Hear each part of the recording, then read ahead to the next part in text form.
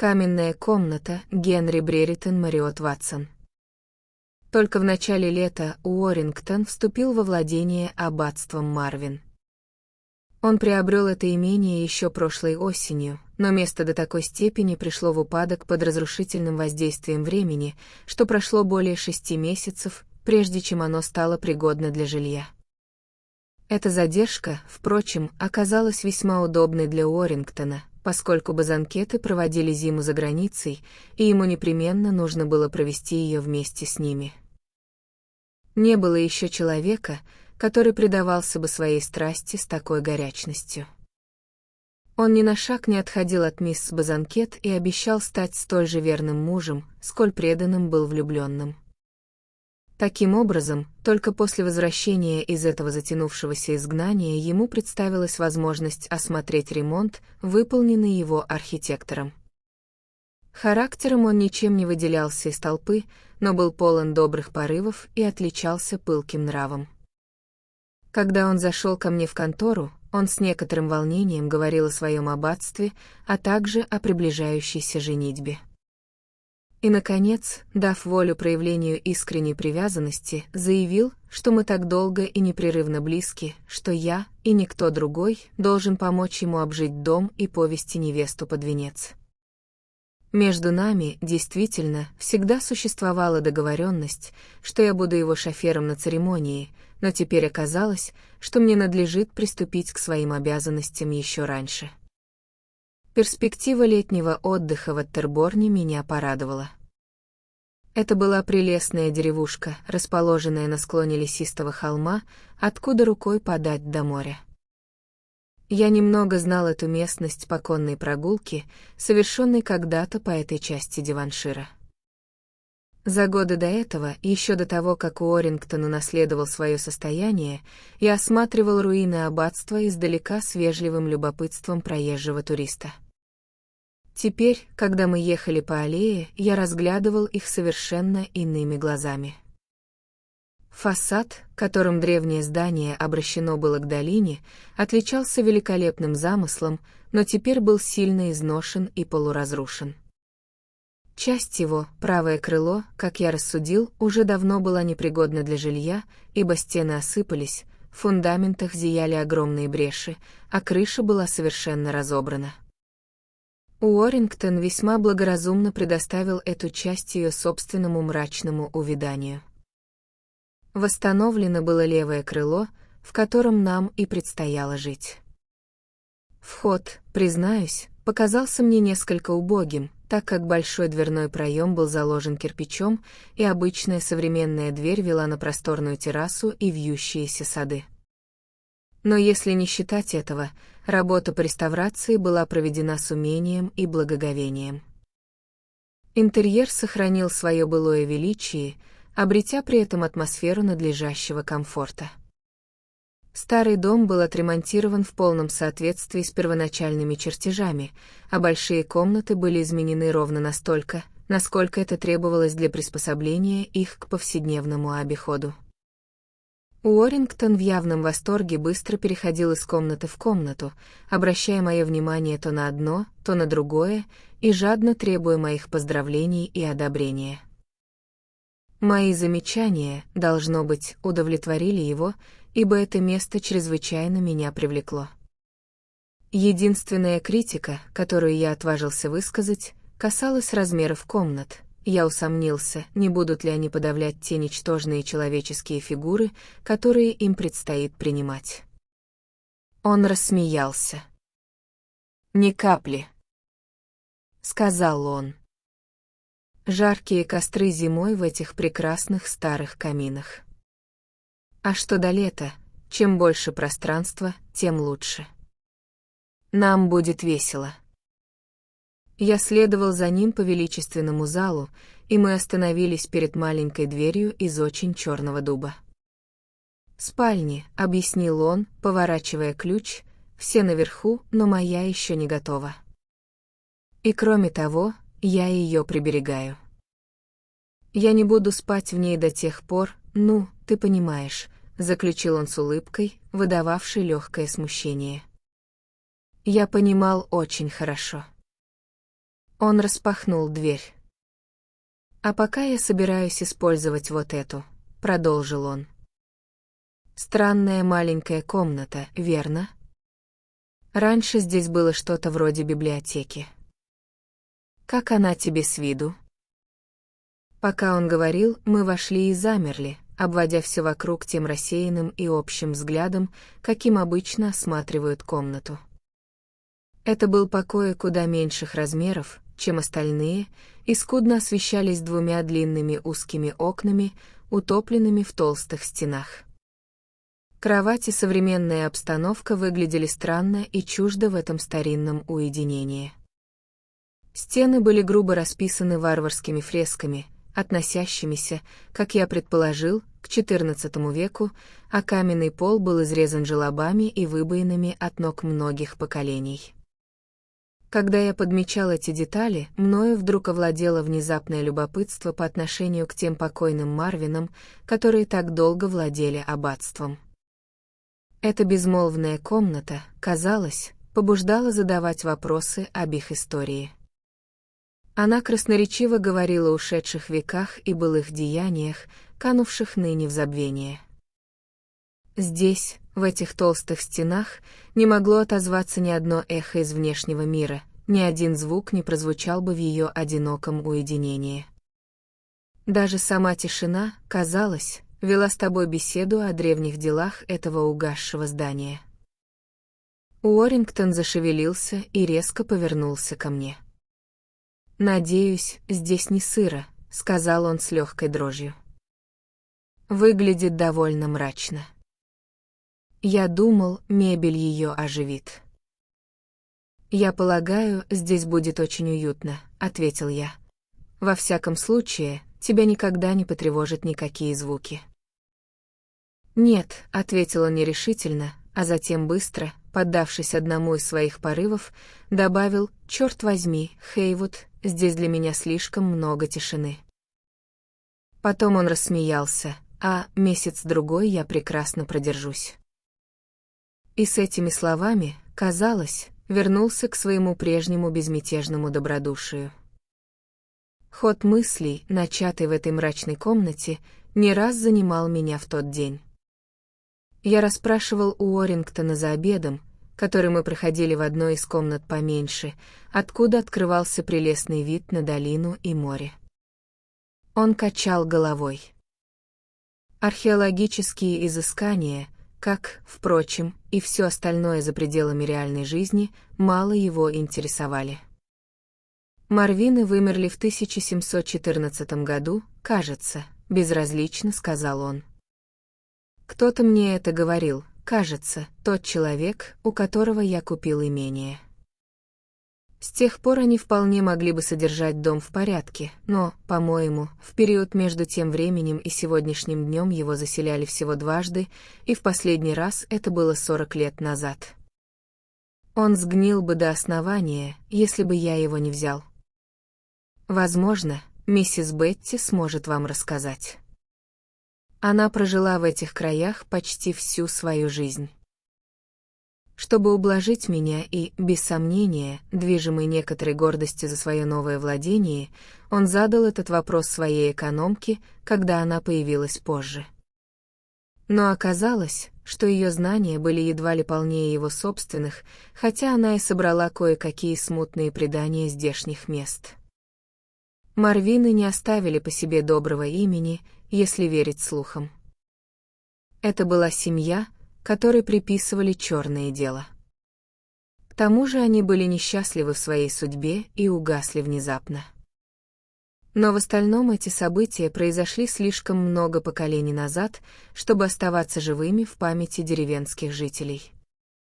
Уоррингтон, который больше стремился обсуждать будущее, чем вспоминать прошлое, был чрезвычайно взбудоражен своими ожиданиями. Сентября Фарамонт, дом сэра Уильяма Базанкета, находился по ту сторону долины, всего в 5 милях отсюда. И поскольку семья теперь вернулась, ликование Уоррингтона было легко простить. «Что ты думаешь?» — сказал он поздно вечером, хлопнув меня по плечу, добавил: «Ты видел Мэриан, а вот и дом». Разве я не везунчик? Черт побери, Хейвуд, я не набожен, но готов благодарить Бога. Я не плохой парень, но и не святой. К счастью, награждаются не только добродетельные. На самом деле обычно бывает наоборот. Я обязан этим. Господи, я не знаю, чему я этим обязан. Моим деньгам? Конечно, Мэриан на это наплевать, но видишь ли, без них я мог бы и не узнать ее. Конечно, есть еще и дом. Я благодарен, что у меня есть деньги. Как бы то ни было, вот моя новая жизнь. Просто оглядись вокруг и прочувствуй это, старик. Если бы ты знал, как человеку бывает стыдно за себя. Но все, я закончил. Ты же знаешь, что в душе я порядочный человек, ты должен отчитывать мою жизнь с сегодняшнего дня. И с этой вспышкой чувств он поднял бокал пальцами, дрожащими от избытка эмоций, и осушил свое вино. Он лишь отдавал себе должное, когда утверждал, что он хороший парень. И, по правде говоря, я сам был несколько тронут его явным волнением. Помню, мы очень тепло пожали друг другу руки, и мое сочувствие стало прелюдией к долгому и доверительному разговору, который затянулся до весьма позднего часа. У подножия лестницы, где мы расставались, он задержал меня. «Это последний из моих беспутных дней», — сказал он с улыбкой. «Поздние часы, выпивка, все в прошлом. Вот увидишь. Доброй ночи. Ты знаешь свою комнату. Я встану задолго до тебя». И с этими словами он быстро скрылся в темноте, окутавшей нижнюю часть коридора. Я смотрел ему вслед, и мне как-то смутно подумалось, какое слабое впечатление производила его свеча на этот поток непроглядного мрака. Она казалась всего лишь нитью света, которая ничего не освещала. Сам Уоррингтон растворился в царящей черноте, но еще долго после этого, даже когда его шаги затихли на тяжелом ковре, крошечный луч был виден, продвигаясь и мерцая вдали. Мое окно, бывшее современным, выходило на небольшой балкон, где, поскольку ночь была теплой, а спать мне не хотелось, я провел полчаса, наслаждаясь воздухом. Я был в сентиментальном настроении, и мои мысли обратились к тем образом, которые навеял разговор с Уоррингтоном. И только когда я лег в постель и задул огонь, они сосредоточились на квадратной темной комнате, в которой моему хозяину предстояло провести ночь. Как я уже говорил, мне не спалось, без сомнения, из-за высокого накала эмоций, которые мы растратили. Но вскоре мои фантазии стали невнятными и бессвязными, а затем меня сморил глубокий сон. Уоррингтон, как и предсказывал, встал раньше меня и встретил меня в столовой для завтрака. «Ну и Соня же ты», — сказал он с улыбкой. «Я колотил в твою дверь добрых полчаса». Я извинился, сославшись в свою защиту на густой деревенский воздух, и упомянул, что мне было довольно трудно уснуть. «Мне тоже», — заметил он, когда мы сели за стол. «Мы, должно быть, слишком разволновались. Посмотри, что там у тебя, Хейвуд». «Яйца». «А, черт возьми, яйца могут и надоесть». Он нахмурился и поднял третью крышку. «Почему, во имя здравого смысла, миссис Бетти не может дать нам больше разнообразия?» Нетерпеливо спросил он. Я попытался смягчить его недовольство, предположив, что мы вполне обойдемся и этим. На самом деле его недовольство показалось мне совершенно излишним. Но я предположил, что Уоррингтон был изнежен долгими годами клубной жизни. Он устроился на стуле, ничего не ответив, и принялся брезгливо ковыряться в своей тарелке. «Есть одна вещь, которой я обязательно добьюсь здесь, Хейвуд», — заметил он. «Я хочу, чтобы все было устроено как надо». Я не допущу, чтобы жизнь в деревне означала неустроенную жизнь. Человек не может изменить привычкам всей жизни. В контрасте с его воодушевленными заявлениями предыдущего вечера это в тот момент вызвало у меня усмешку. Возможно, это несоответствие пришло в голову и ему самому, потому что он продолжил. Мэриан не отличается крепким здоровьем, понимаешь, и у нее все должно быть comme-il-faut. Она не должна опускаться до более низкого уровня. Худшее в этих деревенских жителях — это то, что у них нет воображения. Он поднял на вилке кусок бекона и осмотрел его с отвращением. Вот, посмотри на это. Какого черта они не берут пример с цивилизованных людей, вроде французов? Ему было настолько несвойственно проявлять подобную раздражительность, что я списал это на плохую ночь, сам не замечая связи в своих мыслях, спросил, как ему понравилась его спальня. довольно хорошо», — равнодушно сказал он. «Там не так холодно, как я думал. Но спал я плохо. Я всегда плохо сплю на новом месте». И, отодвинув тарелку, он закурил сигарету. «Когда покончишь с этими помоями, Хейвуд, мы прогуляемся вокруг аббатства», — сказал он. Во время нашей прогулки к нему вернулось хорошее расположение духа, и он с прежней горячностью указывал мне на различные улучшения, которые намеревался предпринять. Левое крыло дома, как я уже говорил, было целым, но чуть поодаль находились руины часовни. Окруженная низкой, поросшим мхом стеной, она была полна живописного очарования. Лишенный крыши алтарь зарос плющом, но боковые пределы уцелели. Между камнями на полу росла трава, и множество вьющихся растений пробилось сквозь щели в стенах в эти священные пределы. Торжественное безмолвие руин, скованных чарами смерти, немного благоговейно напугало меня, но на Уоррингтона, по-видимому, не произвело никакого впечатления. Он лишь ревностно стремился к тому, чтобы я по достоинству оценил уникальность такого владения. Я наклонился, убрал сорняки с одной из плит в проходе и смог различить на ней остатки надписи, почти стершейся под разъедающим воздействием времени. «Здесь могилы», — сказал я. Да», — ответил он с некоторым удовольствием. «Я так понимаю, Марвины использовали ее как мавзолей. Они все похоронены здесь. Мне говорили, тут есть неплохие надгробные плиты из латуни». Ассоциации, связанные с этим местом, увлекли меня. Облик аббатства был обращен в прошлое. Оно словно отказывалось от общения с настоящим. И почему-то мысль о двух обычных, будничных жизнях, которые должны были протекать под его кровом, отдавала нелепостью. Горничные в белых чепцах и важные лакеи, которым предстояло ходить по этим залам, казались смехотворными рядом с моими представлениями о древнем здании. Тем не менее, я завидовал Уоррингтону, завидовал его дому, о чем и сказал ему с шутливым намеком на то, что я больше него приспособен ценить здешнее величие.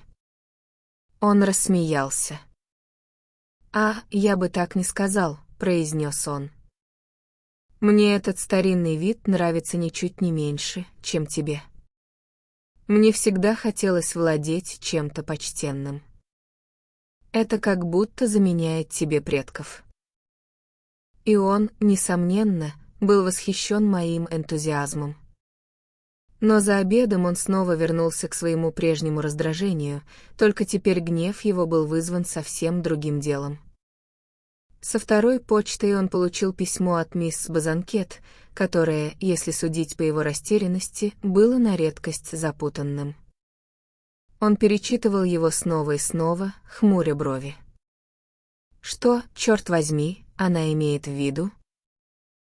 Раздраженно спросил он. Сначала она договаривается, чтобы мы сегодня приехали на конную прогулку, а теперь я никак не разберу, то ли нам ехать с сентября в Фарамонт, то ли они сами едут к нам. Взгляни-ка на это, Хейвуд, будь добр. Я пробежал глазами записку, но не смог предложить окончательного решения, после чего он снова вспылил. Это так похоже на женщин, они никогда не могут сказать ничего прямо. Ну почему, во имя всего святого, она не могла оставить все как было? «Понимаешь», — заметил он, скорее в ответ на мое молчание, как мне показалось, мы теперь не знаем, что делать. Если мы останемся здесь, они могут не приехать, а если поедем, то, скорее всего, разменемся. И он с досадой щелкнул пальцами. Я был настроен вполне благодушно, возможно, потому, что ответственность лежала не на мне, и рискнул предложить доскакать туда, а если мы с ними разменемся, вернуться. Но он резко закрыл тему, заявив: «Нет, я останусь». Я не собираюсь пускаться в глупую затею, и перевел мое внимание на какую-то деталь в отделке комнаты. Базанкеты в течение дня так и не появились, и дурное настроение у Уоррингтона только усилилось. Его влюбленность служила ему оправданием, но собеседником он был, конечно, малоприятным. Он был угрюм, огрызался, и нельзя было высказать ни одного утверждения, которому он не нашел бы возражения.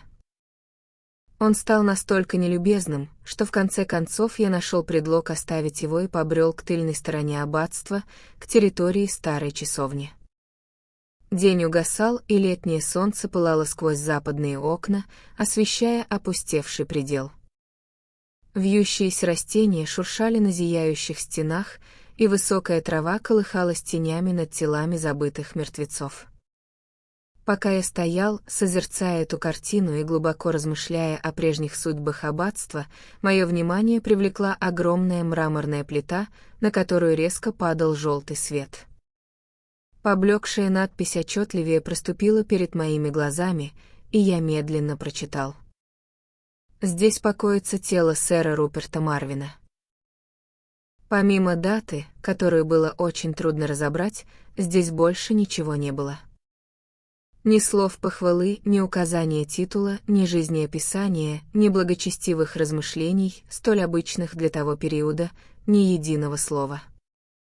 Цифры я читал по-разному, то как 1723, то как 1745 год. Но как бы они ни располагались, было весьма вероятно, что этот камень укрывал место упокоения последнего из Марвинов. История этого канувшего в небытие рода немало меня заинтересовала, отчасти ради Уоррингтона, а отчасти из-за моей естественной склонности к древним летописям. И я мысленно отметил про себя это имя и дату. Когда я вернулся, угрюмость Уоррингтона совершенно испарилась, уступив место приливу шумного веселья. Он весело извинился за свой дурной характер. «Это все из-за разочарования, что я не увидел Мэриан», — сказал он. «Когда-нибудь ты это поймешь, старина. Но, как бы то ни было, завтра мы поедем туда». И он тут же принялся оживлять обед таким напускным дружелюбием, какого я редко в нем замечал. Я начал подозревать, что он снова получил весточку из сентября Фарамонда, хотя и предпочел скрыть этот факт от меня. Вино было превосходным. Хотя сам Уоррингтон не был большим знатоком, он доверил выбор человеку с хорошим вкусом.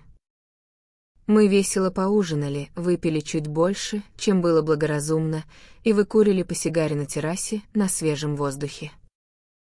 Уоррингтон был неспокоен. Он отодвинул от себя бокал. «Знаешь что, старина?» Внезапно выпалил он. «Давай-ка я сыграю с тобой в бильярд. У меня есть приличный стол». Я заортачился. Воздух был слишком упоительным, и я был совсем не в том настроении, чтобы напрягать ум. Он рассмеялся, хотя и выглядел довольно разочарованным. «Играть в бильярд в аббатстве — это почти святотатство», — шутливо заметил я, чтобы подумали призраки старых Марвинов. «А, к черту Марвинов!» Раздраженно возразил он. «Ты вечно о них говоришь». Он поднялся и вошел в дом, вернувшись через минуту с графином виски и несколькими стаканами. «Попробуй вот это», — сказал он. У нас не было ликеров, и, налив немного алкоголя, проглотил его, не разбавляя. Я уставился на него, так как Уоррингтон редко пил крепкие спиртные напитки, будучи скорее любителем вина. К тому же он налил почти четверть бокала. Но он не заметил моего удивления и, сев на место, закурил другую сигару. «Я не намерен устраивать здесь тихую жизнь», — задумчиво заметил он. «Я не верю в вашу застойную деревенскую жизнь. Что я намерен сделать, так это поддерживать в этом месте жизнь, побольше домашних приемов, чтобы круглый год что-то происходило. Жду тебя, нет, на охоту. В этом году угодья обещают быть богатыми». Я охотно согласился, и он снова пустился в рассуждение. Не знаю, буду ли я так уж часто бывать в аббатстве. Думаю, я буду много жить в городе. Там ярче. Хотя не знаю. Мне нравится это место. Черт возьми, это чертовски отличное заведение, тут уж не поспоришь. «Послушай», — резко оборвал он сам себя, — «неси свой стакан в дом, я тебе кое-что покажу». Мне совсем не хотелось двигаться с места, но он говорил так властно, что я со вздохом последовал за ним. Мы вошли в одну из комнат поменьше, которая выходила окнами на террасу и была превращена в уютную библиотеку. Он настежь распахнул окна. «Вот это я понимаю, воздух!» — воскликнул он. «А теперь садись», и, подойдя к шкафу, достал второй графин виски. «Ирландский», — бросил он, со стуком ставя его на стол. «Выбирай», и, снова повернувшись к шкафу, вскоре сел за стол, пряча руки под ним. «Ну что ж, нет», — сказал он с коротким смешком. «Наливай, сейчас повеселимся», и с этими словами он вдруг бросил на стол колоду карт. Я широко раскрыл глаза, так как не думал, что Уоррингтон прикасался к картам со времен колледжа. Но, истолковав мой взгляд по-своему, он крикнул: «А, я еще не женат». Уоррингтон все еще сам себе хозяин. В покер. А. Во что угодно, со смирением ответил я. В его глазах блеснуло странное выражение восторга, и он лихорадочно затасывал карты. «Снимай», — сказал он и подлил себе еще виски. Было стыдно играть в карты в такой комнате, когда за окном стояла прекрасная ночь, но, похоже, ничего нельзя было поделать. Уоррингтону везло, хотя играл он без особого мастерства. По мере того, как он выигрывал, его азарт рос. «Давай поднимем ставку до 10 шиллингов», — предложил он. Я покачал головой. «Ты забываешь, что я не миллионер», — ответил я. «Ба!» — воскликнул он. «Ну же, валяй». Его глаза с вожделением смотрели на карты, и он перебирал их с угодливой нежностью. Поведение этого человека меня поражало. Наконец, я начал выигрывать. Лицо Уоррингтона постепенно приобретало тупое, угрюмое выражение. Он играл жадно, с корыстолюбием, оспаривал мои очки и постоянно ворчал. «Все, с меня хватит». С отвращением воскликнул я. «Клянусь Юпитером, черта с два!» Вскричал он, вскакивая на ноги. Ты в выигрыше, Хейвуд, и я скорее прокляну тебя, чем отпущу, не дав отыграться». Эти слова поразили меня не меньше, чем ярость, прозвучавшая в его голосе. Я уставился на него в оцепенении. Белки его глаз дико округлились, а лицо приняло угрюмый, злобный вид. Внезапно мое внимание привлекла странная отметина у него на шее. «Что это такое?» — спросил я. «Ты порезался?» Он поднес руку к лицу. «Чепуха», — хмуро ответил он. Я присмотрелся внимательнее и понял, что ошибся. Это было круглое, бледное красное пятно размером с 2-шиллинговую монету на изгибе его горла, и я списал это на случайное надавливание какой-нибудь пуговицы. «Давай, продолжай», — настаивал он нетерпеливо. «Полно тебе, Уоррингтон», — сказал я, решив, что он просто перевозбудился от выпитого виски. «Речь идет всего о нескольких фунтах. Зачем устраивать суету? Завтра продолжим». Через мгновение он отвел глаза и неловко рассмеялся. «Ну ладно, пусть будет так», — произнес он. Но я чертовски разволновался. «Виски», — нравоучительно заметил я. Он взглянул на бутылку. «Сколько стаканов я выпил?» И он присвистнул. «Клянусь Юпитером, нет, это никуда не годится. Пора начинать новую жизнь. Пойдем, взглянем на ночную прохладу». Я был только рад выбраться из-за стола, и вскоре мы снова оказались на террасе. Уоррингтон молчал, и его взгляд то и дело устремлялся через долину, где всходила луна, туда, где, по его словам, находился сентября Фарамонт. Когда он прощался со мной, перед тем, как лечь спать, он все еще был чем-то озабочен. «Надеюсь, ты будешь спать лучше», — сказал он. «И тебе того же», — добавил я. Он улыбнулся. «Думаю, я не проснусь за всю ночь», — ответил он. А затем, когда я уже повернулся, чтобы уйти, он быстро схватил меня за руку.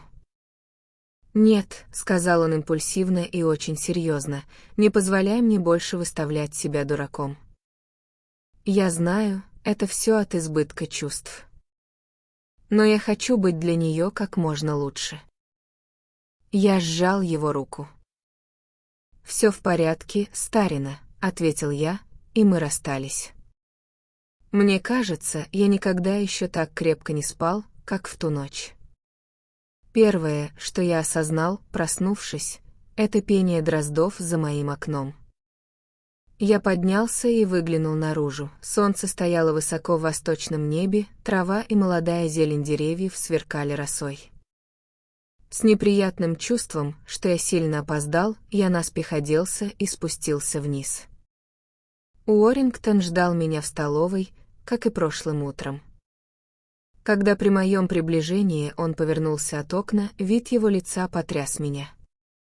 Оно было осунувшимся и изможденным, а глаза налились кровью. Это было лицо человека, вконец разбитого и одичавшего от безудержного разгула. Он ничего не ответил на мои расспросы, а лишь уселся за стол с угрюмым видом. «Раз уж ты пришел», — угрюмо сказал он, — «мы можем начинать. Но это не моя вина, если кофе остыл». Я критически осмотрел его и высказал замечание по поводу его внешнего вида. «Выглядишь ты неважно», — сказал я. «Опять плохая ночь?» «Нет, спал я вполне достаточно», — нелюбезно отозвался он, а затем, после паузы, добавил: «Знаешь что, Хейвуд? Ты дашь мне отыграться сразу после завтрака». «Чепуха», — ответил я после минутного молчания. «Ты же собирался ехать в сентября Фарамонт». «Черт возьми», — парировал он. «Нельзя же все время возиться с женщинами. Ты, похоже, изрядно не расположен снова со мной состязаться. Уж точно не этим утром, довольно резко ответил я, так как тон этого человека начал меня раздражать. Этим вечером, если хочешь. И на этом наше глупое занятие должно закончиться. Он проворчал что-то себе под нос, и остаток трапезы прошел в полном молчании. Но во мне жило смутное подозрение на его счет. И все же он был моим товарищем, перед которым у меня были обязательства не ссориться, поэтому, когда мы поднялись из-за стола, я подошел к нему. «Послушай, Уоррингтон», — сказал я, — «что с тобой происходит?» «Ты что, пил?» «Вспомни, о чем ты просил меня вчера вечером. Прикуси свой проклятый язык». Это было все, чем он удостоил меня, резко отвернувшись, однако в его фигуре промелькнуло смущенное проявление стыда. Но меня было не так-то просто пронять, и я заговорил еще строже. «Мы должны выяснить это, Уоррингтон», — сказал я. «Если ты болен, давай так и решим. Но я не собираюсь оставаться здесь с тобой при таком твоем сварливом настроении». «Я не болен», — раздраженно ответил он. «Да посмотри же на себя». Воскликнул я и повернул его лицом к зеркалу над камином. Он слегка вздрогнул, и на его лбу собрались морщины недоумения. «Боже правый! Я не могу так выглядеть, нет», — произнес он совершенно другим голосом. «Должно быть, я вчера сильно напился». И с каким-то стоном он устремил на меня жалобный взгляд. «Ну же», — вынужден был ответить я, — «возьми себя в руки.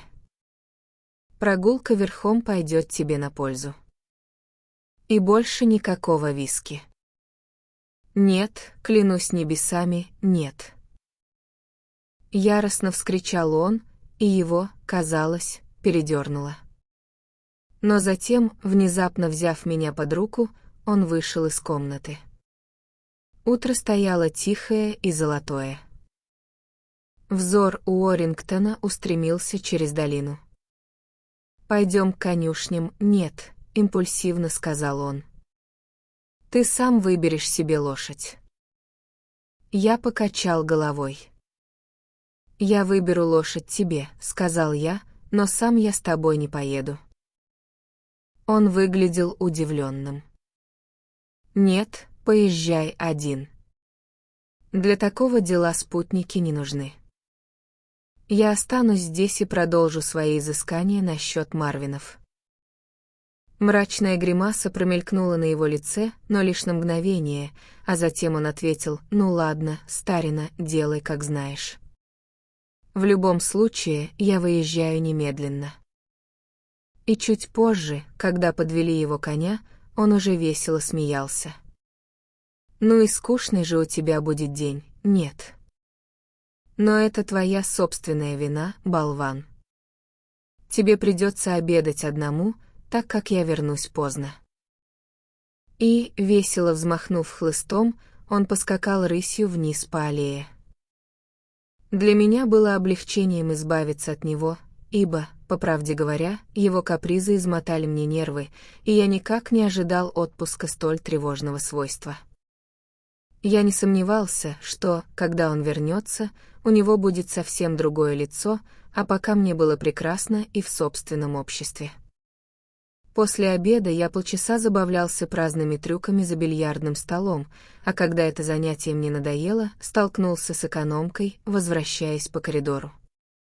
Это была женщина ближе к 60, чем к 50 годам, с приятной, дородной фигурой и приветливым выражением лица.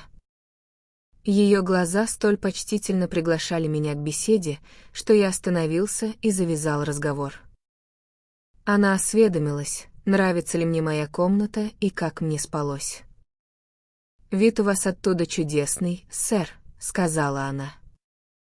«Там когда-то спала старая леди Мартин». Оказалось, что она служила кухонной девчонкой у прежних арендаторов аббатства почти 50 лет назад. Я знаю этот старый дом вдоль и поперек», — заявила она, и комнаты мы обустраивали вместе с мистером Уоррингтоном. Мы стояли напротив невысокого дверного проема, который вел в спальню Уоррингтона, и мои глаза невольно устремились в том направлении. Миссис Бетти проследила за моим взглядом. «Я не хотела, чтобы он брал эту комнату», — сказала она, но он прямо-таки настоял на своем. Для спальни она мелковата и, по моему мнению, годится разве что под чулан. Сэр Уильям именно так ее и использовал. Я толкнул дверь и перешагнул через порог, экономка последовала за мной. «Да», — сказала она, оглядываясь по сторонам, «и мне сдается, сэр, что здесь сыро». И снова у меня возникло странное ощущение, будто тишина что-то шепчет мне на ухо. Атмосфера была густой и тяжелой, а в ноздри проникал затхлый запах, какой бывает от выцветших драпировок. Вся комната выглядела невыразимо тусклой, несмотря на новые портьеры. Я подошел к узкому окну и заглянул сквозь ромбовидные стекла. Снаружи, смутно видимые сквозь это старинное помутневшее стекло, прямо передо мной высились руины часовни, голые и застывшие в желтом солнечном свете. Я повернулся. «В аббатстве ведь нет призраков, миссис Бетти, я полагаю?» Шутливо спросил я. Но она отнеслась к моему вопросу со всей серьезностью. «Я никогда о таком не слыхала, сэр», — запротестовала она, «и если бы здесь было что-то подобное, я бы уж точно знала». Когда я собирался уже выйти вместе с ней, послышалось странное тихое шуршание. Подняв глаза, я увидел в углу высокого сводчатого потолка жуткую морду, наблюдавшую за мной узкими черными глазами. Признаюсь, это появление меня сильно напугало, но в следующее мгновение я понял, что это такое. Тварь висела, распустив свои уродливые кожистые крылья, прямо над гротескной каменной головой, которая скалилась на меня сверху, а ее злобное рыло выдавалось внутрь комнаты. Она замерла, отвечая мне взглядом на взгляд, пока, движимый отвращением от ее присутствия, я не хлопнул в ладоши и громко крикнул. Тогда она, медленно описав круг под самым потолком, с хлопанием крыльев исчезла в каком-то более темном углу среди стропил. Миссис Бетти была поражена и выразила удивление, как существу удавалось так долго скрываться. «Летучие мыши живут в щелях», — ответил я. «Вероятно, в каменной кладке есть какой-то небольшой проход». Но это происшествие все равно заставило меня неприятно содрогнуться. Позже в тот же день я начал понимать, что, если не считать поспешного возвращения в город, мое время здесь вряд ли пройдет приятно. Но еще больше меня огорчала личная проблема, касающаяся самого Уоррингтона. Из сентября Фарамонда он вернулся в мрачном и злобном расположении духа, совершенно несвойственном его доброй натуре. Похоже, он сильно поссорился с мисс Базанкет, но из-за чего именно, я определить не мог, да и не стал настаивать на объяснениях. Однако пары его гнева все еще бурлили, когда мы встретились, и наш обед оказался крайне гнетущим. Он находился в такой степени раздражения, что обратиться к нему было невозможно, и я вскоре погрузился в собственные мысли. Я видел, однако, что он пьет слишком много, что, впрочем, стало очевидно и позже, когда он пригласил меня в библиотеку. Он снова достал эти ненавистные карты, и я был вынужден играть, поскольку он довольно грубо напомнил мне, что я обещал дать ему отыграться. «Пойми, Уоррингтон», — твердо сказал я играю сегодня вечером, но больше никогда, каков бы ни был исход. Честно говоря, я уже почти решил завтра вернуться в город. Он смерил меня взглядом, когда садился, но ничего не сказал, и игра началась. Он сильно проигрывал с самого начала, поскольку его ничего не устраивало, кроме постоянного повышения ставок, за короткое время я выиграл несколько сотен фунтов. Он очень плохо переносил неудачи, время от времени разражаясь гневными восклицаниями, то раздраженно подвергая сомнению мою игру, то бормоча проклятие сквозь зубы. Но я твердо решил, что в эту единственную ночь у него не должно быть причин для жалоб на меня. Не обращая внимания на его безумные вспышки гнева, играл спокойно и молча. По мере того, как рос счет моих выигрышей, он медленно менялся в лице. Его лицо приобрело мертвенно-бледный оттенок, а глаза подозрительно следили за каждым моим движением. Наконец он поднялся и, резко перегнувшись через стол, свирепо схватил меня за руку, когда я сдавал пару карт. «Будь ты проклят!» «Я вижу твои уловки», — вскричал он в неистовой ярости. «Брось эти карты, слышишь? Брось карты, или, клянусь». Но он не договорил, потому что я сам поднялся, вырвал руку из его хватки и повернулся к нему, охваченный почти такой же сильной яростью, как и он сам. Но вдруг, едва я открыл рот, чтобы заговорить, я осекся с криком ужаса. Его лицо было синевато-серым до самых губ, глаза налились кровью, а на грязновато-белой коже, прямо посреди горла, на меня глядел круглый красный рубец, пылающий и уродливый, как рана. «Уоррингтон!» — вскричал я. «Что это такое? Что с тобой?» И я в тревоге указал на это место. «Занимайся своим делом», — сказал он с усмешкой. «Хороша попытка отвлечь внимание от твоего мошенничества. Но со мной этот фокус не пройдет». Без лишних слов я швырнул долговые расписки на стол, повернувшись на каблуках, вышел из комнаты. Я был в ярости на него и твердо решил покинуть аббатство утром. Я поднялся наверх, в свою комнату, а затем, усевшись на балконе, попытался вернуть себе самообладание.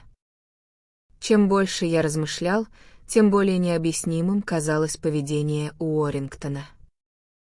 Он всегда был безупречно вежливым человеком, с огромным запасом доброты в душе, тогда как в эти последние несколько дней он превратился в настоящего дикаря.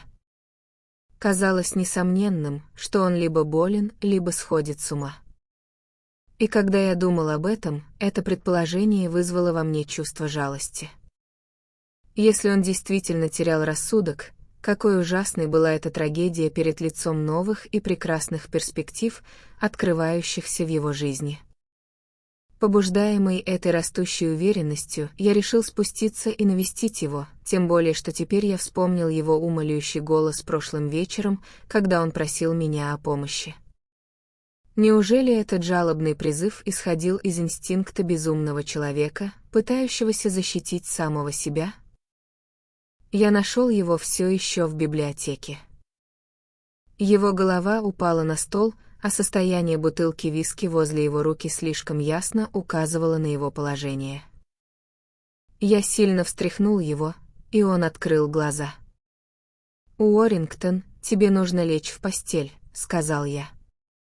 Он улыбнулся и приветствовал меня очень тепло. Очевидно, он был не так пьян, как я предполагал. «Который час, нет?» — спросил он. Я сказал ему, что уже час ночи, после чего он быстро поднялся. «Господи, я заснул», — сказал он. «Помоги мне». «Нет. Кажется, я не совсем трезв». «Где ты был?» Я проводил его до комнаты, и он раздевался медленно, с трудом. Почему-то, пока я стоял и наблюдал за ним, я поддался неведомому порыву и внезапно произнес: «Уоррингтон, не спи здесь. Пойдем со мной, переспишь в моей комнате». «Мой дорогой друг», — ответил он с глуповатым смешком, — «твоя комната не единственная в доме. Я могу занять хоть полдюжины, если захочу». «Что ж, займи одну из них», — ответил я. Он покачал головой. «Я буду спать здесь», — упрямо повторил он. Я больше не пытался на него повлиять, так как, в конце концов, теперь, когда слова были сказаны, у меня не было абсолютно никаких причин объяснять ему или себе мое предложение. И поэтому я оставил его. Когда я закрыл дверь и повернулся, чтобы идти по коридору, мне показалось, что я очень отчетливо услышал жалобный крик, приглушенный и слабый, но очень тревожный, донесшийся из комнаты. Я мгновенно снова открыл дверь. Уоррингтон был в постели, и тяжелый звук его дыхания подсказал мне, что он спит. Невозможно было, чтобы этот крик издал он. Ночник горел у его изголовья, отбрасывая яркий свет на все вокруг и рисуя нелепые тени на стенах. Когда я повернулся, чтобы уйти, послышалось шуршание крыльев, короткий хлопок позади меня, и комната погрузилась в темноту. Мерзкая тварь, обитавшая в тайниках крыши, должно быть, задела своими крыльями крошечный огонек. Затем дыхание Уоррингтона прекратилось, и воцарилась полная тишина. И снова сама тишина, казалось, медленно и тяжело сгустилась вокруг меня и зашептала. У меня возникло смутное ощущение, будто меня одолевает, завлекает и манит что-то, разлитое в окружающем воздухе. Меня сковал какой-то ужас, я вырвался из этого невидимого кольца и бросился вон из комнаты. Дверь захлопнулась за мной, и когда я поспешил по залу, в моих ушах, казалось, снова прозвучал слабый и меланхоличный крик. Я проснулся в мрачных сумерках, предшествующих рассвету, от сна, потревоженного и отягощенного дурными сновидениями. Птицы еще не начали свой день, и огромная тишина царила над садами аббатства. Выглянув в окно, я заметил темную фигуру, осторожно крадущуюся за угол разрушенной часовни. Вороватая походка, как и появление человека в такой ранний час, поразили меня. Наспех накинув одежду, я сбежал вниз по лестнице, открыв дверь зала, вышел наружу. Когда я добрался до притвора, ведущего в предел, я резко остановился, ибо прямо предо мной, припав головой к земле и вглядываясь в высокую траву, находился объект моего преследования. Тогда я быстро шагнул вперед и положил руку ему на плечо. Это был Уоррингтон. «Что ты здесь делаешь?» — спросил я. Он повернулся и посмотрел на меня в замешательстве. Его глаза были ошеломленными, и он растерянно моргнул, прежде чем ответить. «Это ты, да?» — слабо произнес он. Я думал, и затем замолчал. «В чем дело?» — спросил он. «Я пошел за тобой», — объяснил я. «Я видел только твой силуэт и подумал, что это может быть какой-то чужак». Он избегал моего взгляда. «Мне показалось, что я слышал здесь крик», — ответил он. «Уоррингтон», — сказал я со всей серьезностью, — «возвращайся в постель». Он ничего не ответил, и, взяв его под руку, я увел его. На пороге дома он остановился и повернул ко мне лицо. «Как ты думаешь, возможно ли?» — начал он, словно собираясь спросить меня о чем-то, но снова замолк. С легкой дрожью он прошел в свою комнату, а я следовал за ним. Он сел на кровать, и его взгляд рассеянно устремился на решетчатое окно. Черная тень часовни была видна сквозь стекла. «Не говори ничего об этом», — внезапно произнес он. «Не позволяй Мэриан узнать». Я рассмеялся, но это был неловкий смех. «Отчего же?» «От того, что ты встревожился из-за крика о помощи и отправился на поиски как истинный джентльмен?» Шутливо спросил я. «Значит, ты тоже его слышал?» Жадно спросил он. Я покачал головой, так как не собирался поощрять его фантазии. «Тебе лучше лечь поспать», — ответил я, — «и избавиться от этих кошмаров». Он вздохнул и откинулся на подушку прямо в одежде. Прежде чем я покинул его, он уже погрузился в глубокий сон. Если за завтраком я ожидал увидеть его в угрюмом настроении, то сильно ошибся. От его ночных безумств не осталось и следа.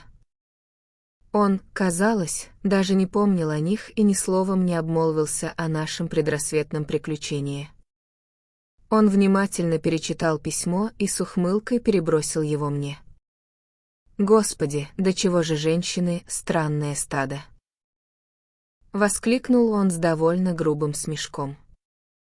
Я мельком взглянул на письмо, не задумываясь, но не успел прочесть и половины, как отложил его в сторону. Оно определенно не предназначалось для моих глаз, и я подивился нетактичности Уоррингтона, сделавшего достоянием гласности, так сказать, столь сугубо личное дело. Записка была от мисс Базанкет и явно предназначалась только для его сердца, поскольку была составлена в выражениях нежной и пылкой любви. Никто, кроме того, кому они адресованы, не должен видеть такие письма. «Видишь, они приезжают к обеду», — небрежно заметил он.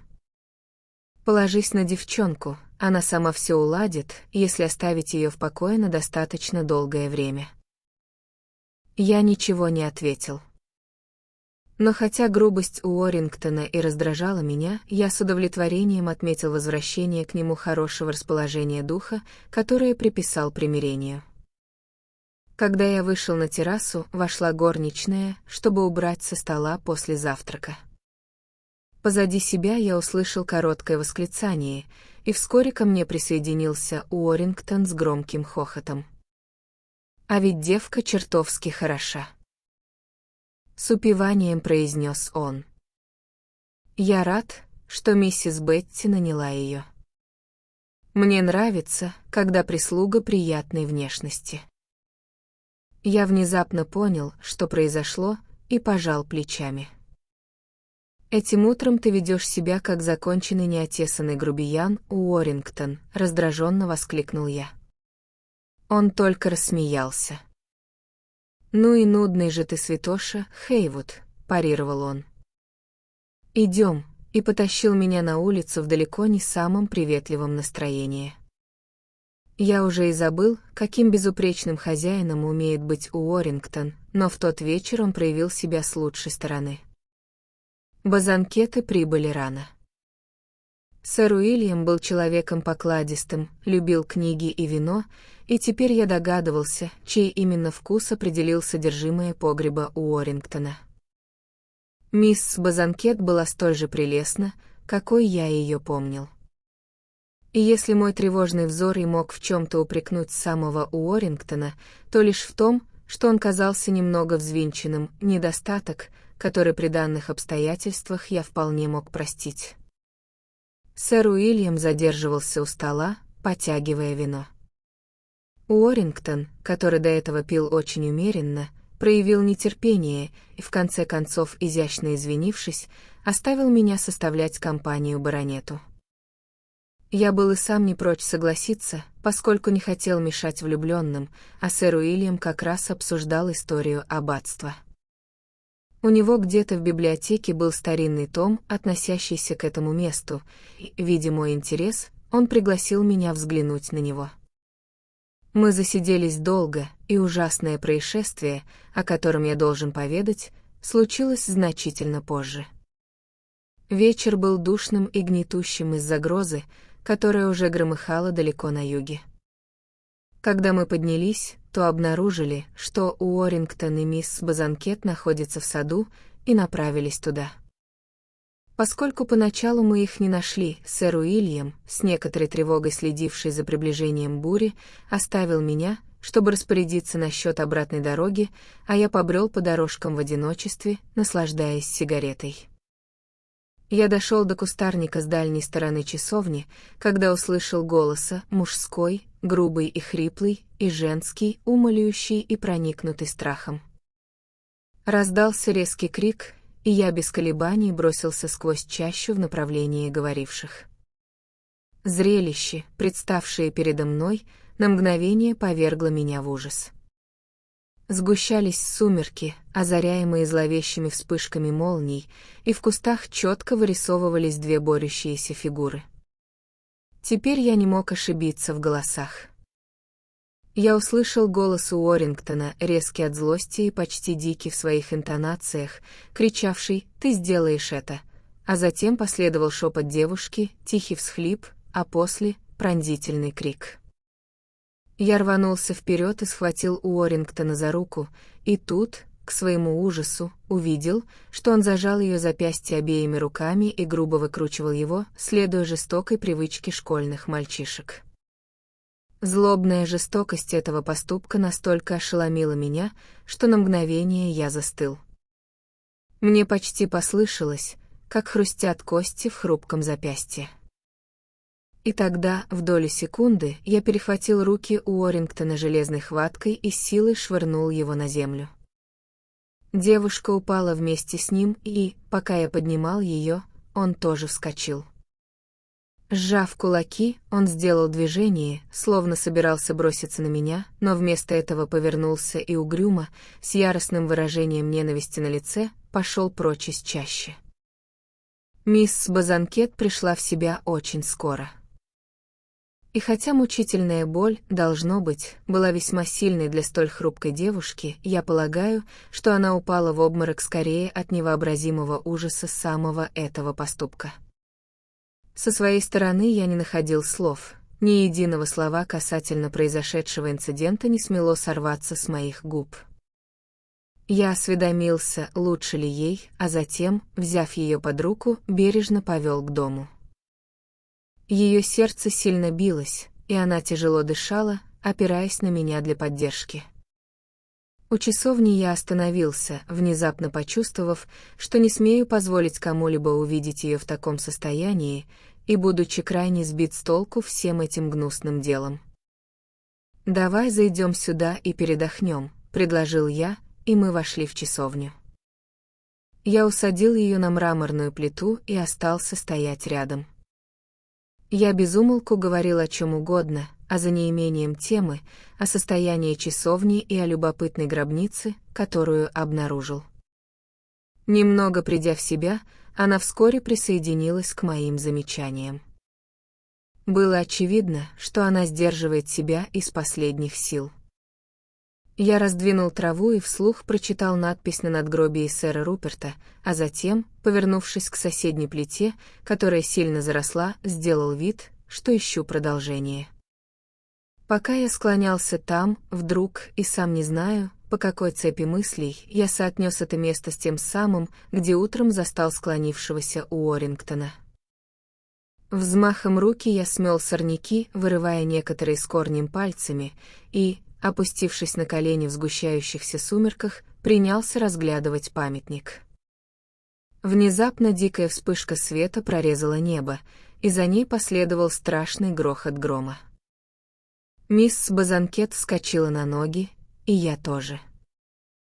Небосвод словно озарился солнечным светом. Когда я повернулся, мой взгляд упал на теперь уже очищенный камень. Буквы отчетливо блеснули перед моими глазами.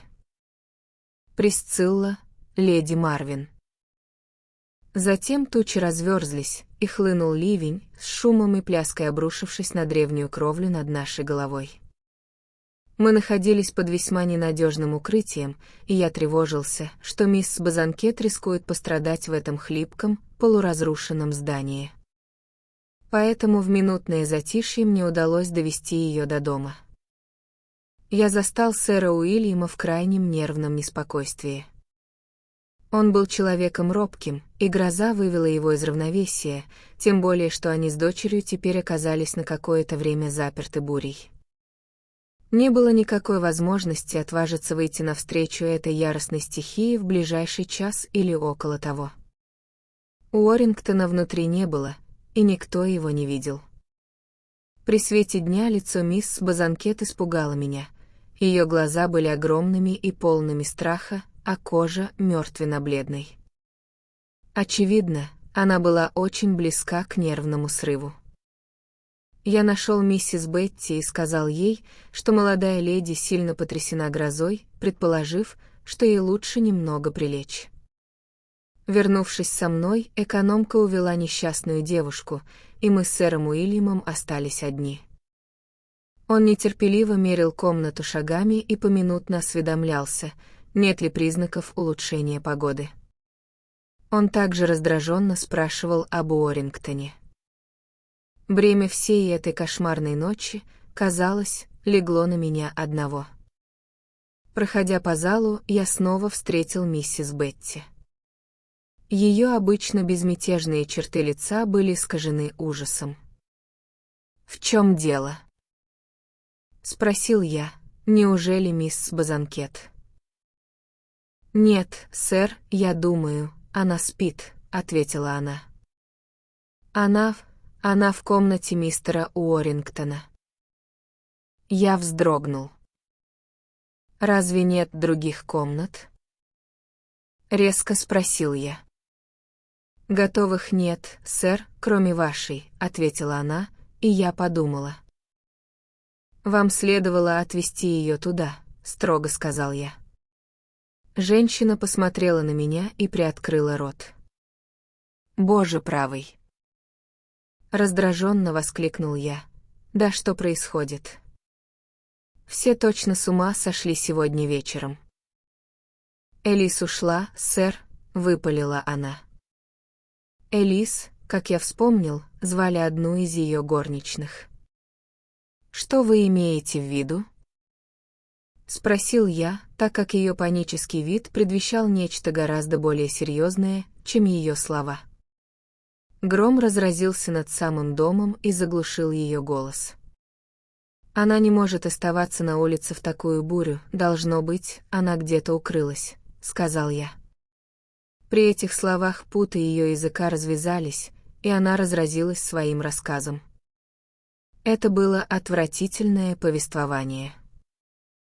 «Где мистер Уоррингтон?» — спросил я, но она лишь покачала головой. На мгновение между нами воцарилось молчание, и мы в ужасе уставились друг на друга. «С ней все будет в порядке», — сказал я наконец, словно закрывая тему. Экономка заламывала руки. «Никогда бы не подумала». Уныло повторяла она. «Никогда бы не подумала». «Здесь какая-то ошибка», — сказал я, но в глубине души понимал, что это не так. Более того, теперь мне казалось, что я был почти готов к этому. Она побежала в сторону деревни, прошептала миссис Бетти. Бог знает, куда она направлялась. В той стороне река. «Фу!» — воскликнул я, «не говорите глупостей. Это все ошибка. Послушайте, у вас есть бренди?» Возвращенная к привычному кругу своих материальных обязанностей, она засуетилась с некоторой живостью и вернулась с графином и стаканами. Я сделал добрый глоток и вернулся к сэру Уильяму. Он был в лихорадочном состоянии и непрестанно сетовал на погоду. Мне пришлось выслушивать вереницу несчастий, которые он перечислял в связи с урожаем этого сезона. Все это казалось таким ничтожным, когда его дочь переживала свою ужасную трагедию в соседней комнате. После бренди ему стало лучше, он немного повеселел, но по-прежнему усердно недоумевал по поводу Уоррингтона. Он попал под бурю и где-нибудь укрылся, тщетно объяснял я. Я гадал, наступит ли вообще когда-нибудь следующий день. Постепенно этот гром медленно укатился в северную часть неба, и лишь редкие вспышки прорезали небеса. Буря продолжалась уже более 2 часов. Сэр Уильям заявил о своем намерении ехать и попросил позвать дочь. Я позвонил миссис Бетти и послал ее разбудить мисс Базанкет. Почти сразу же раздался стук в дверь, и в проеме показалась экономка со взволнованным лицом, требуя встречи со мной. Сэр Уильям смотрел в окно и, к счастью, ее не заметил. «Пожалуйста, подойдите к мисс Базанкет, сэр», — крикнула она, сильно перепуганная. Пожалуйста, идите немедленно». В тревоге я поспешно побежал по коридору и вошел в комнату Уоррингтона. Девушка лежала на кровати, ее волосы рассыпались по подушке. Ее глаза, широко раскрытые и полные ужаса, уставились в потолок, а руки цеплялись за покрывало и крутили его, словно в мучительной боли. Из ее груди вырывался хриплый звук, будто она задыхалась под тяжестью удушья. Весь ее облик был похож на облик человека, попавшего в смертоносную хватку нападавшего. Я наклонился. «Посветите, скорее!» — крикнул я миссис Бетти. И как только я положил руку ей на плечо, чтобы приподнять, тварь, обитавшая в этой комнате, внезапно поднялась из тени с дальней стороны кровати и с хлопающим звуком взмыла к карнизу. С возгласом ужаса я потянул голову девушки вперед, и свет свечи озарил ее бледное лицо. На нежной коже тонкого горла виднелось круглое красное пятно размером с 2-шиллинговую монету. При этом зрелище я едва не уронил ее снова на подушку. Но, совладав с нервами, я обхватил ее руками, подняв во весь рост с кровати, вынес из комнаты. Миссис Бетти следовала за мной. «Что нам делать?» — спросила она тихим голосом. «Унесите ее прочь из этой проклятой комнаты!» — крикнул я, куда угодно, в зал, лучше даже на кухню. Я уложил свою ношу на софу в столовой, отправив миссис Бетти за бренди, дал мисс Базанкет выпить глоток. Медленно ужас исчез из ее глаз. Они закрылись, а затем она посмотрела на меня.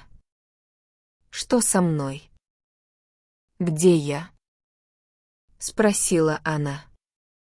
«Вам не здоровилось», — сказал я, — «пожалуйста, не беспокойтесь пока». Она содрогнулась и снова закрыла глаза. Больше почти ничего не было сказано. Сэр Уильям настаивал, чтобы подавали лошадей, и, поскольку небо прояснялось, я не пытался его задерживать, тем более, чем скорее мисс Базанкет покинет аббатство, тем лучше для нее самой. Через полчаса она пришла в себя достаточно, чтобы ехать, и я помог ей сесть в экипаж. Она ни разу не упомянула о своем приступе, но поблагодарила меня за доброту. Это было все. Никто не спросил об Уоррингтоне, даже сэр Уильям. Он забыл обо всем, кроме своего стремления поскорее вернуться домой. Когда карета тронулась от ступеней, я заметил отметину на горле девушки, которая теперь стала бледнее. Я прождал до позднего утра, но, когда ложился спать, никаких признаков Уоррингтона не было. Не появился он и тогда, когда я спустился к завтраку. Однако меня ждало письмо, написанное его почерком, с лондонским почтовым штемпелем. Это была жалкая писанина, в самом почерке которой можно было различить отчаянные эмоции, раздиравшие его душу. Он умолял меня о прощении. «Разве я дьявол?» — спрашивал он. «Разве я сошел с ума?» Это был не я. Это был не я. Повторял он, подчеркивая фразу стремительными росчерками. «Ты знаешь», — писал он, — «и ты знаешь, следовательно, что для меня все кончено. Я уезжаю за границу сегодня. Я никогда больше не увижу аббатства». Хорошо, что он уехал, так как я вряд ли смог бы встретиться с ним лицом к лицу. И все же мне самому не хотелось оставлять это дело в таком ужасном запутанном состоянии. Я чувствовал, что обязан разобраться с этими проблемами, и постарался сделать это как мог. Миссис Бетти сообщила мне новости о девушке Элис. Все было достаточно скверно, хотя и не так ужасно, как мы оба опасались. Мне удалось немедленно принять меры, которые, как я надеялся, могли на время похоронить это прискорбное происшествие. Оставалась мисс Базанкет, но эта трудность казалась мне непреодолимой. Я не видел никакого выхода из этой трагедии. Я не слышал ничего, кроме того, что она больна, болезнь, которую все кругом приписывали потрясению от пребывания под грозой. Только я знал правду, и смутное нежелание бежать от ответственности заставило меня задержаться в Оттерборне.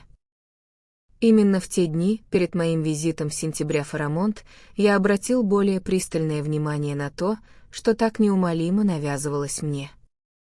Я никогда не был суеверным человеком. Сплетни старух интересовали меня лишь как любопытного и беспристрастного наблюдателя. И все же я был смутно выбит из колеи происшедшим в аббатстве, и с некоторым колебанием решил провести еще одну проверку спальни у Уоррингтона. Миссис Бетти восприняла мое решение переехать в другую комнату достаточно спокойно, но с протестом по поводу сырости в каменной комнате. Было очевидно, что ее подозрения не совпадали с моими. На вторую ночь после отъезда у Уоррингтона я впервые занял эту комнату. Я пролежал без сна пару часов с настольной лампой у кровати и томом путевых заметок в руках, а затем, почувствовав сильную усталость, погасил свет и уснул. В ту ночь меня ничто не тревожило. Более того, я спал крепче и спокойнее, чем когда-либо прежде в этом доме. Я и поднялся, испытывая настоящий прилив сил, и только во время одевания перед зеркалом вспомнил об обстоятельствах своей миссии. Но тут же я был внезапно остановлен, и мое веселое настроение мгновенно улетучилось. На моем горле едва заметно проступала та же самая круглая отметина, которую я уже видел отпечатанной на Уоррингтоне и мисс Базанкет. С этим зрелищем все мои прежние сомнения вернулись с новой силой, возросшие и воинственные. Мой ум снова обратился к летучей мыши, и в памяти ожили рассказы о кровососании этих мерзких тварей. Но когда я вспомнил, что это относилось к чужеземным зверям, а сам я нахожусь в Англии, я отмахнулся от этих мыслей довольно легко. И все же след от этого знака оставался и пугал меня. Он не мог появиться случайно. Предполагать столь многократное совпадение было нелепо. Эта загадка не оставляла меня, оставаясь неразрешенной, и пальцы страха медленно поползли по моему телу. Тем не менее, я снова лег спать в этой комнате. Оставшись в полном одиночестве, испытывая некоторую скуку и уныние, я, боюсь, выпил больше спиртного, чем было в моем обыкновении, и результатом стало то, что я снова заснул глубоким сном. Я проснулся около 3 часов ночи и с удивлением обнаружил, что лампа все еще горит. Я забыл про нее в своем дурацком, заспанном состоянии. Когда я повернулся, чтобы погасить ее, летучая мышь пронеслась мимо меня и на мгновение описала круг над моей головой. Я был настолько скован оцепенением, что едва заметил ее, и не успела моя голова снова опуститься на подушку, как я вновь потерял сознание. На следующее утро красная отметина стала отчетливее, хотя, как и в предыдущий день, она исчезла с наступлением вечера. Но я лишь отметил этот факт без всякого беспокойства. Действительно, теперь предмет моего исследования казался чем-то очень далеким. Я становился равнодушным, как я предположил, из-за привычки. Но одиночество начинало тяготить меня, и я провел очень беспокойный день. Быстрая верховая прогулка, которую я совершил во второй половине дня, стала единственным приятным впечатлением за весь день. Я размышлял о том, что если это бремя затянется, мне придется поспешить в город. У меня не было никакого желания ходить по струнке у Уоррингтона, пусть даже в его интересах. Вечер был настолько унылым, что после того, как я прогулялся по территории и заглянул в часовню при лунном свете, я вернулся в библиотеку и попытался скоротать время с картами у Уоррингтона. Но это было скучным развлечением, когда ни с кем помериться силами. И я уже с отвращением бросал колоду на стол, когда вошел один из слуг с виски. Лишь долгое время спустя я полностью осознал мотивы своего поступка. Но даже в тот момент я ловил себя на странном, подспудном чувстве стыда. Я уверен, что все произошло само собой, и в моем обращении к нему не было никакой неловкости. Да и он, после первого удивления, не высказал никаких возражений. Позже от него вряд ли стоило этого ожидать, поскольку он очень быстро выигрывал. О причине этого я догадался впоследствии, но во время игры я с изумлением замечал, как время от времени во мне странным образом вспыхивало раздражение. Наконец, я смахнул карты на пол и поднялся. Слуга, с улыбкой, в которой торжество смешивалось с неловкостью, тоже встал. «Проклятие, убирайся вон!» Сердито сказал я. Верный своим привычкам до конца, он ответил мне с почтением и повиновался, а я остался сидеть, уставившись на стол. С внезапной вспышкой стыда до меня дошла вся гротескная глупость ночной затеи, и мой взгляд упал на бутылку виски. Она была почти пуста. После этого я лег в постель.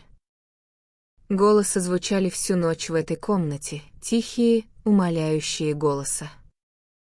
В них не было ничего пугающего. Они словно баюкали меня, погружая в сон. Но вскоре более резкий крик вырвал меня из полузабытия. Поднявшись, я настежь распахнул окно. Ветер проносился вокруг аббатства, шумом ударяясь об углы и фронтоны. Черная часовня неподвижно замерла в лунном свете и приковывала мой взор. Но, переборов странный, необъяснимый порыв пойти туда, я вернулся в постель. События следующего дня лучше изложить без каких-либо комментариев. За завтраком я нашел письмо от сэра Уильяма Базанкета с приглашением приехать в сентябре в Фарамонт. Я сразу же ощутил горячее желание сделать это, казалось, будто подспудно я только этого и ждал. Этот визит приобрел в моих глазах несоразмерно большое значение, и я с нетерпением предвкушал вторую половину дня. Сэр Уильям был вежлив, но не столь сердечен, как мне показалось сначала. Он ни разу не упомянул об Уоррингтоне, из чего я догадался, что ему сообщили о нашей размолвке. Я также предположил, что обращенное ко мне приглашение было скорее актом вежливости по отношению к одинокому чужестранцу, нежели вызвано искренним желанием видеть меня в своей компании. Тем не менее, когда вскоре он предложил мне остаться на обед, я незамедлительно согласился. Ибо, сказать по правде, я еще не видел мисс Базанкет, а между тем испытывал странное любопытство и хотел встретиться с ней. Когда, наконец, она появилась, я был поражен ее красотой, пожалуй, едва ли не впервые. Она определенно была прекрасной девушкой, хотя и сохраняла хрупкий вид нездорового человека. После обеда сэр Уильям случайно вспомнил о книге об аббатстве, которую обещал мне показать, и после недолгих поисков в библиотеке мы ее нашли. Вскоре после этого его позвали по делам, и он оставил меня, извинившись. С любопытной жадностью я принялся перелистывать страницы тома и углубился в чтение. Книга была опубликована в начале века и была призвана поведать историю аббатства и его владельцев. Но особенно мое внимание привлекла одна глава, та, в которой излагалась судьба последнего представителя рода Марвинов. Семья угасла в результате кровавой трагедии, и этот факт полностью захватил меня. Сухое повествование, давно стершееся из народной памяти, представало здесь в самых безыскусных формулировках. Имена сэра Руперта Марвина и Присциллы, леди Марвин, странно взволновали меня, но в особенности последние. Некие нити связи с теми надгробиями, что лежали в часовне аббатства, заставляли меня сопереживать этому внутренне. История этого порочного рода была запятнана и обогрена кровью, и финал оказался в полном согласии с ней: жуткое пожарище преступления. Братьев было двое, но трудно было выбрать, чья жизнь была более омерзительной. Из них двоих младший, Уильям, был хуже, по крайней мере, так утверждалось в повествовании. Подробности его бесчинств не сохранились, но было совершенно очевидно, что оба они являлись отъявленными игроками. История их гибели была окутана сомнением и оставалась лишь темой для догадок и предположений, поскольку рядом не оказалось никого, кто мог бы наблюдать за происходящим, кроме 3 подлинных действующих лиц, которые разом сгинули вместе в кровавой кончине. Присциллу, супругу сэра Руперта, подозревали в связи с деверем. Она, по-видимому, оказалась заражена пороком семьи, в которую вошла через замужество. Однако, согласно второму слуху, зафиксированному автором, существовали сомнения, не была ли эта женщина наихудшей из всей троицы. О ее происхождении ничего не было известно. Она вернулась вместе со вспыльчивым сэром Рупертом в аббатство после одного из его продолжительных отлучек и была принята как его законная жена. Именно эта женщина, обладавшая позорной красотой, и принесла страшный грех в отношения между братьями.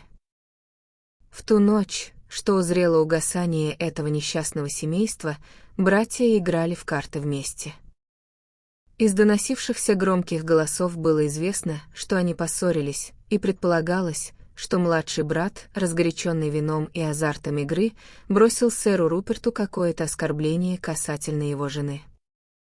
После чего, но все это лишь догадки, старший заколол его до смерти. По крайней мере, было принято считать, что именно в этот момент послышались звуки борьбы и горький крик. Слуги рассказывали, что, услышав этот шум, леди Марвин вбежала в комнату и заперла за собой дверь. Страх сковал слуг, давно привыкших к диким нравам этого дома. Согласно показаниям свидетелей, после того, как леди Марвин вошла, больше не донеслось ни единого звука. И все же, когда двери были наконец выломаны властями, на полу обнаружили 3 тела. О том, как встретили свою смерть сэр Руперт и его жена, никаких записей не осталось. «Сия трагедия», — продолжал летописец, — разыгралась в каменной комнате, расположенной под лестницей. Я дочитал до этого места, когда вошедшая мисс Базанкет прервала меня. Помню, как я поднялся в совершенно ошеломленном состоянии, комната поплыла перед моими глазами. Убеждение, которому я до сих пор сопротивлялся и которое втайне питал лишь под давлением обстоятельств, теперь полностью овладело мной. «Я думала, мой отец здесь», — пояснила мисс Базанкет, бросив быстрый взгляд по сторонам. Я объяснил ей, в чем дело, и она в нерешительности остановилась рядом со мной с легким оттенком смущения. «Я не поблагодарила вас как следует, мистер Хейвуд», — произнесла она вскоре тихим, едва различимым голосом. «Вы были очень чутки и добры ко мне.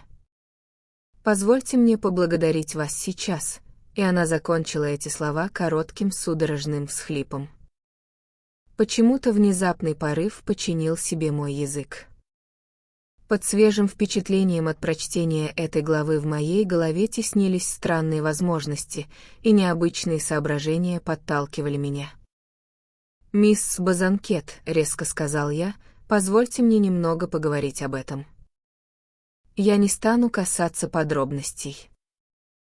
«Пожалуйста, не надо», — воскликнула она с робким движением, словно человек, готовый отступить в крайнем испуге. «Нет же», — пылко возразил я, — «выслушайте меня. Мною движет вовсе не легкомысленное желание бередить ваши воспоминания. Вы стали свидетелем прискорбных поступков. Вы видели человека под влиянием временного безумия. Более того, вы сами стали жертвой того же самого необъяснимого явления. Что вы имеете в виду?» Напряженно спросила она. «Я не скажу больше ни слова», — ответил я, — «иначе я навлеку на себя ваш смех. Нет, вы бы не стали смеяться, но мои смутные подозрения оставили бы вас в полном недоверии. Но если это действительно так, и если все это — лишь проявление мимолетного помешательства, то вы наверняка превратили бы свою память в могилу, чтобы похоронить прошлое. «Я не могу этого сделать», — тихо произнесла она. «Что?» — спросил я. «Неужели вы отвернулись бы от своего возлюбленного, да даже просто от друга, только потому, что его поразил недуг?» Подумайте сами, если бы самый дорогой для вас человек на земле метался в лихорадке на своей постели и в бреду отрекался от вас, обходясь с вами жестоко, разве это он сам поступал бы так с вами? И когда бы он избавился от своего безумия и вернулся к своему истинному «я», разве вы не забыли бы все? Разве вы не стали бы вспоминать его помрачение с жалостью и любовью? «Я не понимаю вас», — прошептала она. «Вы ведь читаете Библию», — сказал я. «Вы, должно быть, удивлялись историям о злых духах, которые вселялись в несчастных жертв. Почему же вы решили, что в наше время это прекратилось? Мы слишком категоричны в нашем современном мире. Кто может сказать, под чье пагубное влияние может попасть душа, оказавшись вне собственной власти?» Она пристально посмотрела на меня, пытаясь прочесть что-то в моих глазах. «Вы намекаете на странные вещи», — очень тихо произнесла она. Но почему-то, как только я встретился с ней взглядом, дух моей миссии оставил меня. Я почувствовал, что мой взор безжалостно пожирает ее. Свет падал на ее бледные и прелестные черты. Они обжигали меня непреодолимым влечением. Я протянул руку и нежно взял ее за руку. Она не сопротивлялась моему прикосновению, словно в знак признательности за мою доброту. И все это время я испытывал чувство яростного ликования. В моей крови, точно огонь, бушевал ужасный стимул, и я поймал себя на том, что сжимаю ее руку слишком сильно. Она, кажется, и сама это почувствовала, потому что попыталась высвободить пальцы. При этом страсть захлестнула мое тело, я сжал ее руку еще крепче и громко рассмеялся. Я увидел, как в ее глазах зажглось изумление, а ее грудь, едва прикрытая тонкой тканью, затрепетала от легкой дрожи. Я сознавал, что неуклонно притягиваю ее к себе. Внезапно ее растерянный взгляд скользнул с моего лица вниз, в нем вспыхнул дикий ужас, и, с силой вырвав руку, она отпрянула назад с криком, приковав взор к моему горлу. Это проклятая отметина. «Что это такое? Что это?» — вскричала она, дрожа всем телом. В то же мгновение, когда безумная кровь зашумела у меня в голове, я бросился к ней. Что произошло бы дальше, я не знаю, но в этот момент дверь отворилась, и вернулся сэр Уильям. Он воззрился на нас в крайнем изумлении. Но мисс Базанкет уже упала в обморок, и в следующее мгновение он был подле нее. Я стоял рядом, наблюдая за тем, как она приходит в себя с какой-то неописуемой яростью, точно зверь, у которого отняли добычу. Сэр Уильям повернулся ко мне и в своей самой вежливой манере попросил простить эту неловкую сцену. Его дочь, по его словам, была очень слаба, и в заключение он предложил мне оставить их на некоторое время. Я неохотно повиновался, но едва оказавшись за пределами дома, я поддался внезапной панике. Демоническое наваждение спало, и в состоянии малодушного трепета я оседлал коня и помчался к аббатству так, словно от этой скорости зависела моя жизнь. Я прибыл около 10 часов вечера и немедленно приказал приготовить мне постель в моей прежней комнате. В моем потрясенном состоянии зловещие флюиды каменной комнаты ужасали меня. И только после того, как я изрядно выпил, ко мне вернулось самообладание. Однако мне суждено было поспать совсем немного. Я твердо решил гнать от себя мысли об этом деле до утра, но чары той комнаты были слишком сильны.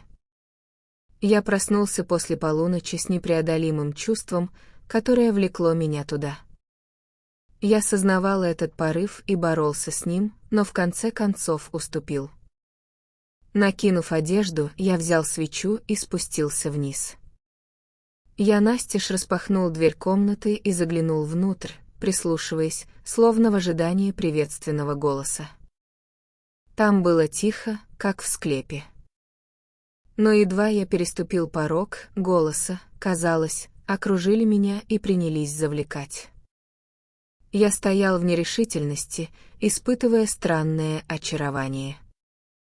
Я знал, что не смогу вернуться в свою комнату, да теперь мне этого и не хотелось.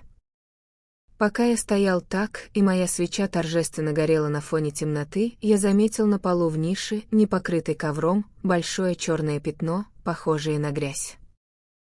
Наклонившись, я осмотрел его, проведя пальцами по камню. Он сдвинулся от моего прикосновения.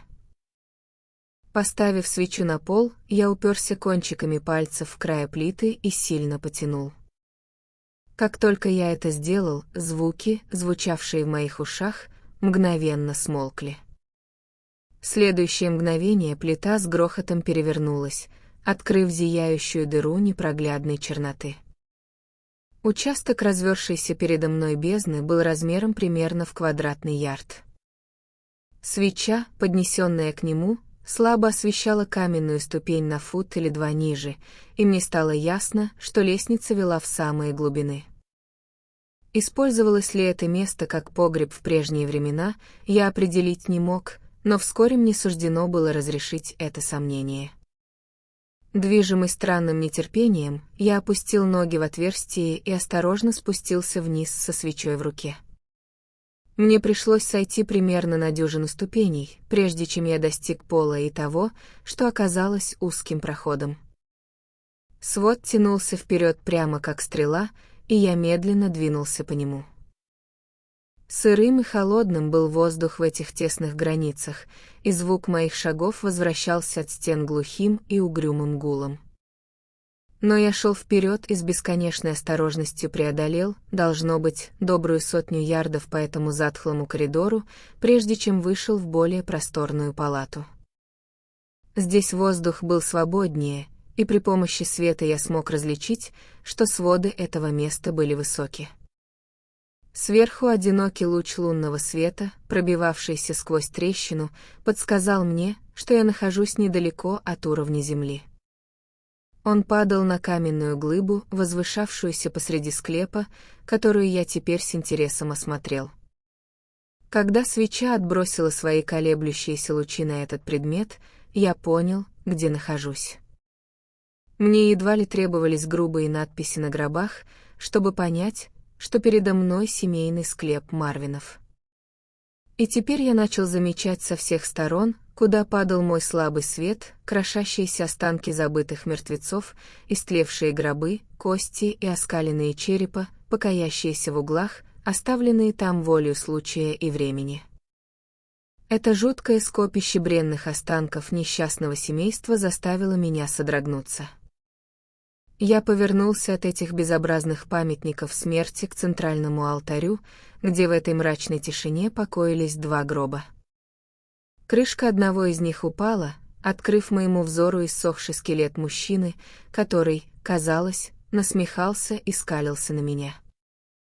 Моему завороженному взгляду чудилось, будто он бросает вызов моей смертной природе, приглашая и меня разделить этот грубый и гротескный сон смерти.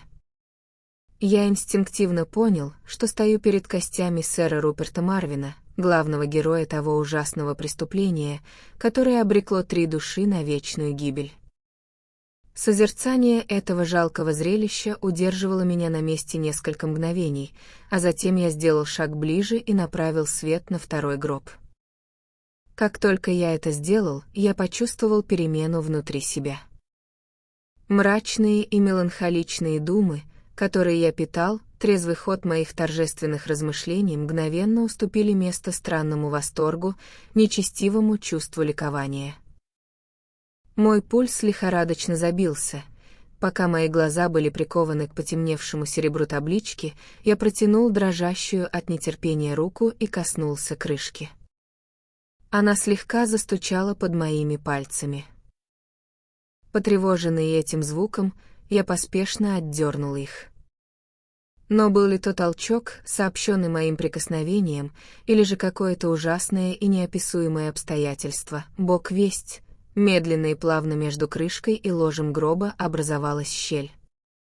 На моих потрясенных глазах произошло это жуткое событие, и все же я не испытывал страха, лишь удивление, и, как ни ужасно это признавать, чувство жадного ожидания. Крышка медленно приподнялась с одной стороны, и по мере ее подъема темное пространство между ней и гробом начало мягко заполняться светом. В этот момент моя слабая свеча, которая постепенно догорала, замигала и начала гаснуть. Мне показалось, что я уловил проблеск чего-то, похожего на белые сияющие одежды внутри гроба. И тут же послышался взмах крыльев и шуршащий звук под сводами склепа. Я вскрикнул и, отступив назад, потерял равновесие. Гаснущая свеча вырвалась из моих рук, и я упал ничком на пол в полную темноту. В следующее мгновение по склепу полосой пронеслось пламя, озарив уродливые скелеты вокруг меня, и одновременно раздался пронзительный крик. Вскочив на ноги, я ошеломленно взглянул на пожар. Весь склеп был в огне. Обезумев от ужаса, я слепо бросился к выходу. Но едва я сделал это, как жуткий крик снова прорезал мои уши, и я увидел, как летучая мышь камнем метнулась вниз и описала быстрый круг прямо в пламени. Затем, отыскав выход, я со всей скоростью, на какую способен страх, помчался по проходу, пробираясь на ощупь вдоль стены десяток раз, ударяясь в своем паническом бегстве. Добравшись до своей комнаты, я задвинул камень и прислушался. Не было слышно ни звука. С побледневшим лицом, с исцарапанным и кровоточащим телом я выбежал из комнаты и, заперев за собой дверь, бросился наверх, в свою спальню. Здесь я налил себе крепкий стакан бренди. Уоррингтон вернулся лишь 6 месяцев спустя. За это время он продал аббатство. Это было неизбежно. И все же новый владелец, насколько мне известно, не нашел в своем имении никаких изъянов, а каменная комната по-прежнему время от времени используется в качестве спальни, поскольку считается очень старомодной. Но существуют факты, против которых никакие возражения не сильны, и именно так случилось в его истории.